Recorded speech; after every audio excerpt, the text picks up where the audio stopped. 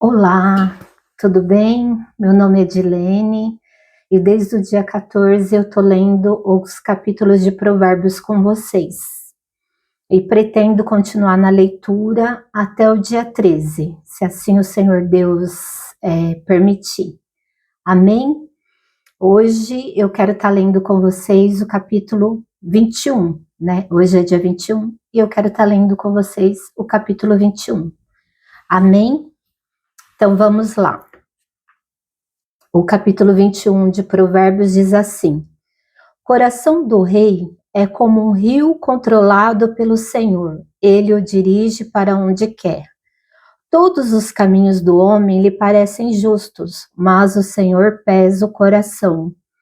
Fazer o que é justo e certo é mais aceitável ao Senhor do que oferecer sacrifícios. A vida de pecado dos ímpios se vê no olhar orgulhoso e no coração arrogante. Os planos bem elaborados levam à fartura, mas o apressado sempre acaba na miséria. A fortuna obtida com língua mentirosa é ilusão fugídia e armadilha mortal.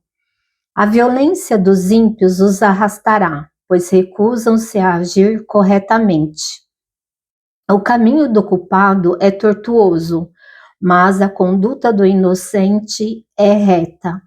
Melhor é viver num canto, sob o telhado, do que repartir a casa com uma mulher briguenta.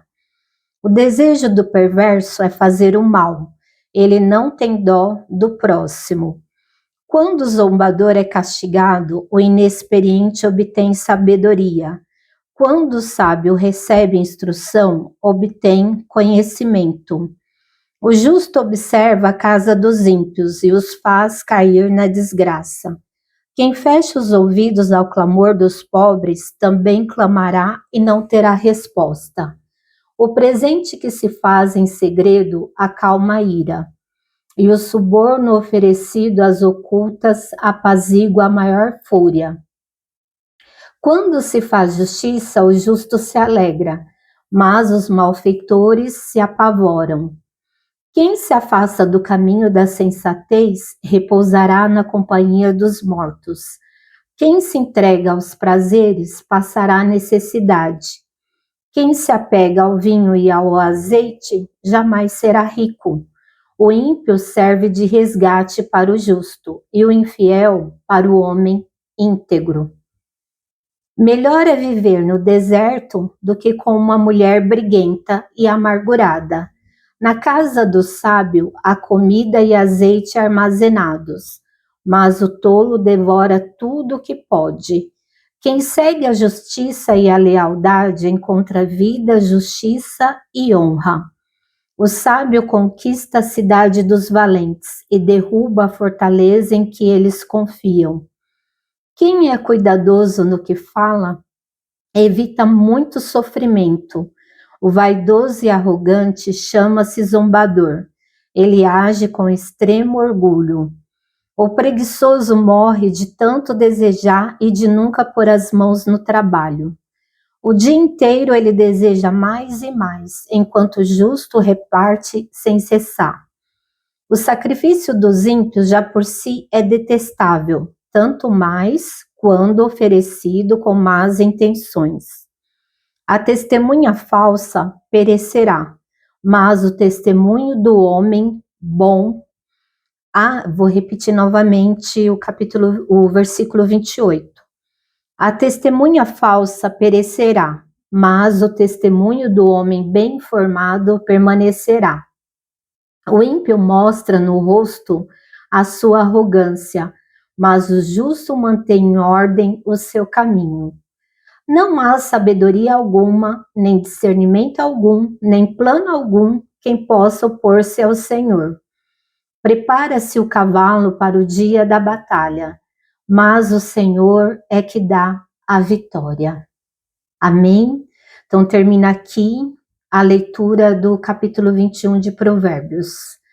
E os versículos que eu quero falar um pouquinho, comentar um pouquinho sobre eles, é o versículo 9 e o 19. O 9 diz assim: Melhor é viver num canto sob o telhado do que repartir a casa com uma mulher briguenta. E o 19 diz assim: melhor é viver no deserto do que com uma mulher briguenta e amargurada. Bem, eu acredito que os versículos são bem claros, né? O Senhor fala aqui que o casamento, eu entendo, né? Eu creio na revelação desses versículos que diz que o casamento, para ele ser bem sucedido, a mulher não pode ser uma mulher briguenta, uma mulher amargurada, uma mulher que vive desgostosa da vida, reclamando, vendo defeitos no marido e o acusando o tempo todo. Não. A gente que resolveu casar, né, que tomou essa decisão, a partir do momento que você se casa, você escolheu aquela pessoa para viver junto. Você escolheu aquela pessoa para passar os seus dias. E quando nós nos casamos, nós estamos apaixonados, muitos apaixonados, outros amando, né? E você começa o relacionamento com a paixão, vem o amor, e aí você se casa. Ninguém casa para se separar. E a palavra do Senhor fala que ele odeia o divórcio. O Senhor, quando disse isso, na sua palavra, ele sabia o que estava falando. Divórcio, separação, traz muito sofrimento, muito. Como eu falei no segundo vídeo que eu gravei, eu me separei do meu marido. E sabe o que aconteceu? Nós nos separamos por minha causa, porque eu adoeci, comecei a maltratar o meu marido e disse para ele que não queria ele mais. Eu disse para ele que não queria ele mais. Eu que provoquei a separação. E sabe o que aconteceu? Nos separamos. E sabe o que eu fiz? Algo. Eu usei o meu filho para agredir o meu marido. Eu usei o meu filho para vingar-se do meu marido, porque eu não queria que o meu esposo tivesse contato com meu filho. Eu não queria. Então, o máximo que eu podia atrapalhar nesse pouco período que ficamos separados, o máximo que eu podia atrapalhar o contato deles dois, eu fazia. Eu atrapalhava ao máximo. Até que tá lá, quem tiver curiosidade, siga os meus vídeos. Fala, né, que a gente teve um encontro com Deus, né, a gente procurou a palavra e o Senhor Deus reverteu toda essa história. Então, no começo do meu casamento tinha muita briga, muita confusão. E sabe por quê? Porque, como eu falei também num vídeo anterior, quem tiver curiosidade também pode ver em um vídeo anterior, eu olhei o meu marido com um olhar de desprezo. Eu comecei a me achar superior, melhor do que ele. Como muitos diziam, né, no mundo fala, muita areia para o caminhãozinho dele. E aí o que eu atraí para mim? Processo dolorido. Um processo de amargura. Se nosso casamento já não estava bem, a partir do momento que nos separamos, ficou pior ainda a situação, porque a gente não conhecia o Senhor e a gente não sabia como contornar aqueles momentos difíceis pelo qual nós estávamos passando no início do nosso casamento. Porque o casamento, os primeiros anos não são fáceis. Pense, são duas pessoas totalmente diferentes, vindas de lares diferentes, às vezes com culturas diferentes, que se unem. assim, na sabedoria popular, às vezes dizem que os opostos se atraem.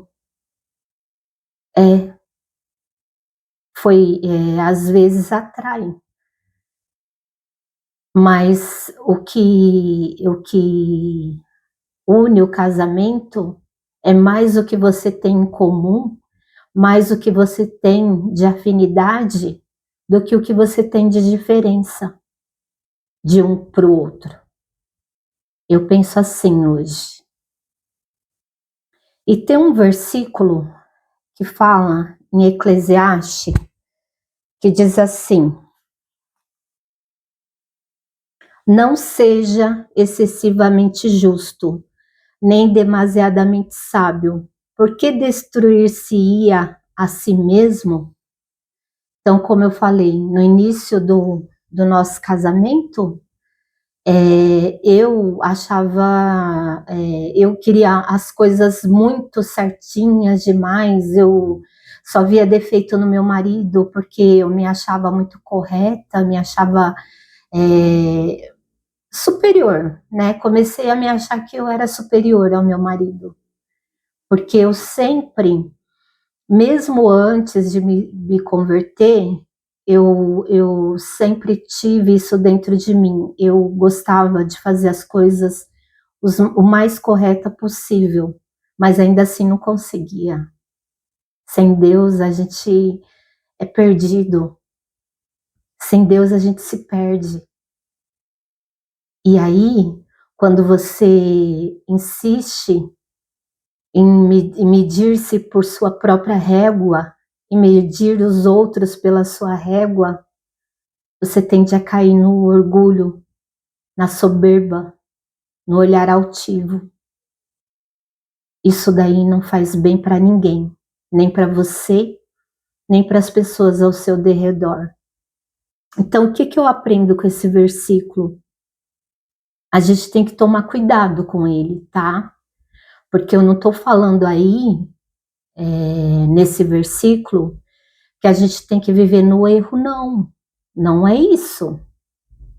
Esse versículo falou para mim no momento que eu precisava ouvir ele, porque eu tinha um parâmetro de conduta muito rígido comigo e rígido com meu marido, com as pessoas.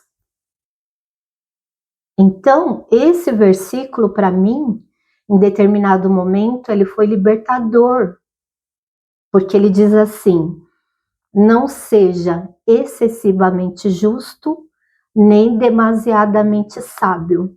Por que destruir-se a si mesmo? Então, se você for muito querer tudo a ferro e a fogo, tudo ao pé da letra, tudo à risca, a gente se destrói. Ainda mais se a gente está sem Deus, a gente se destrói. Porque a gente, a partir desse momento, a gente beira a arrogância, a soberba, a olhar altivo. Às vezes começa a se achar melhor que os outros. A gente tem que olhar as outras pessoas em maior conta. Procurar entender as outras pessoas. Eu trabalhei num local uma vez que tinha muita confusão, muita contenda. Era uma pessoa processando a outra, um processando o outro, muita confusão, muita contenda. E a nossa superior, na época, que tinha o cargo de superior a nós, era a nossa chefia, ela disse uma vez, porque ela, inclusive, ela era uma das pessoas que era processada. Ela disse uma vez que isso gravou na minha mente e no meu coração: tudo tem um porquê. Às vezes, a gente, na nossa limitação, a gente não consegue entender tudo. Às vezes a gente não consegue entender nem os nossos próprios porquês, porque a gente está se descobrindo. O Senhor Deus, está nos ensinando dia após dia, como a gente vai querer entender os porquês das outras pessoas? Adivinhar o que se passa na mente, no coração de cada pessoa? Cada um tem uma história, tem um contexto de vida. A gente não sabe por que problemas,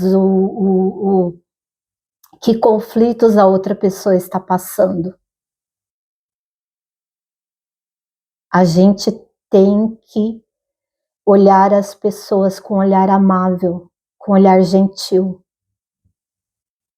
e menos de julgamentos. Amém?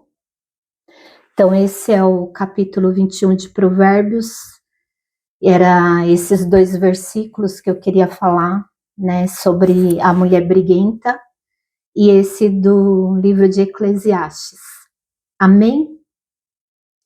Até amanhã, com o capítulo 22 de Provérbios. Deus abençoe. Que o Senhor Deus continue abençoando vocês muitíssimo. Amém? Tchau, tchau. Até amanhã. Tchau. Se inscreve no canal, quem não se inscreveu ainda. Tchau, tchau.